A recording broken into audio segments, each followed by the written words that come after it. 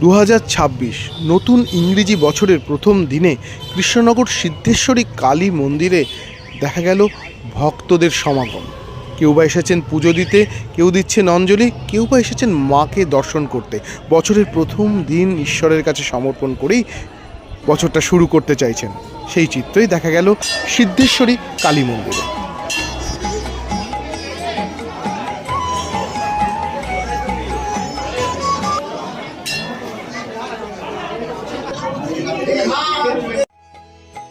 মায়ের পায়ের জবা হয়ে ওঠ না ফুটে মন, আমার মায়ের পায়ের জবা হয়ে ওঠ না ফুটে।